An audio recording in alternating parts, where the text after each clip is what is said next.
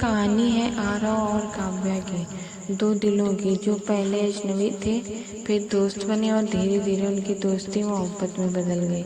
कहानी में कॉलेज का माहौल, उनकी मुलाकातें, छोटी छोटी नोक-झोंक और एक ऐसा पल शामिल हुआ जिसने उनकी ज़िंदगी को हमेशा के लिए बदल दिया।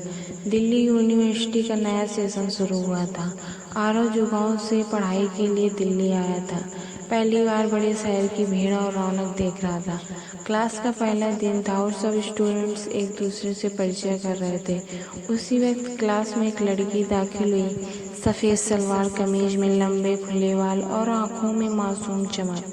वो थी काव्या। क्लास के लड़के उसे देखते ही मंत्रमुग्ध हो गए।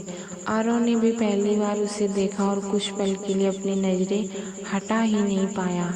लेकिन जब उसने पास वाली सीट पर बैठने की कोशिश की, उसकी पेन गिर गई। आरव ने झट से झुककर पेन उठा लिया और मुस्कुराते हुए कहा, ये रही आपकी पेन।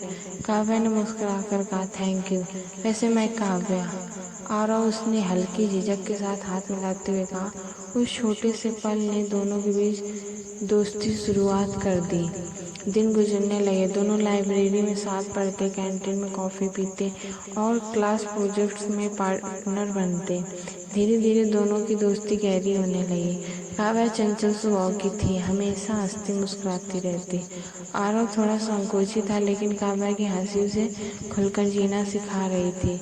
एक दिन कॉलेज के फर्स्ट में जब सब डांस कर रहे थे, काव्या ने आरव का हाथ पकड़कर खींचा। चलो थोड़ा तुम भी नाच लो। आरव ने मना किया, मुझे डांस नहीं आता। काव्या ने उसकी आंखों में देखते हुए कहा, डांस नहीं, बस पल को जीना आता है, चलो।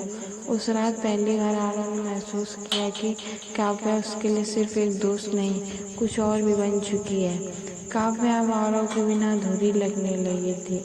उसके फ़ोन की पहली कॉल, लाइब्रेरी की पहली सीट, कैंटीन की पहली कॉफ़ी, सब आरव के नाम हो गए थे। एक दिन दोनों कैंपस के गार्डन में बैठे थे। सर्द हवाएं चल रही थी और काव्या ने साल ओढ़ रखा था। आरव ने हिम्मत जुटाई और कहा, काव्या, मुझे लगता है कि तुम मेरी ज़िंदगी का सबसे खूबसूरत हिस्सा हो। जब तुम पास होती हो तो सब कुछ अच्छा लगता है। मैं तुमसे प्यार करता हूँ। दोनों ने एक दूसरे का हाथ कसकर थाम लिया। उस पल लगता था पूरी दुनिया सिर्फ उनके लिए रुक गई है। अब उनका रिश्ता और गहरा हो गया था। कभी लाइब्रेरी की किताबों के बीच, कभी क्लास के बाद कैंटीन में, कभी कॉलेज की सीढ़ियों पर बैठकर दोनों हर पल साथ बिताते। एक शाम बारिश हो रही थी, कैंपस लगभग खाली था। दोनों छतरी के नीचे खड़े थे। काव्या बारिश की बूंदों को छूकर हंस रही थी। आरव ने उसे देखा और अचानक बोला, तुम्हें पता है, जब तुम हंसती हो तो लगता है जैसे पूरी दुनिया रोशनी से भर जाती है।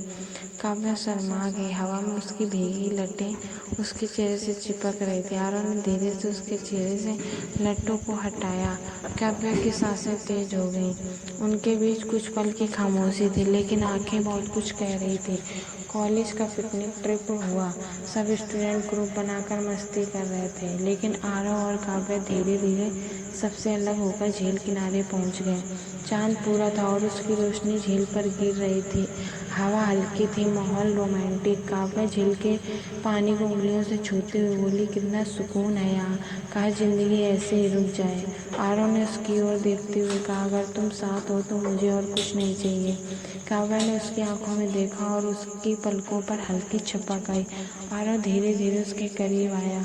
उसकी उंगलियां काव्या की हथेली पर ठहर गईं। दिल की धड़कनें तेज हो चुकी थी। आरव ने फुसफुसा कर कहा, काव्या, क्या मैं तुम्हें किस कर सकता हूँ? काव्या ने आंखें बंद कर ली। उसकी खामोशी से ही उसका जवाब था। आरव ने झुककर उसके होठों को अपने होठों से छू लिया।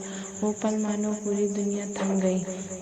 काव्या का चेहरा लाल हो गया, उसकी सांसें गर्म थीं और आरव ने उसे अपनी बाहों में समेट लिया।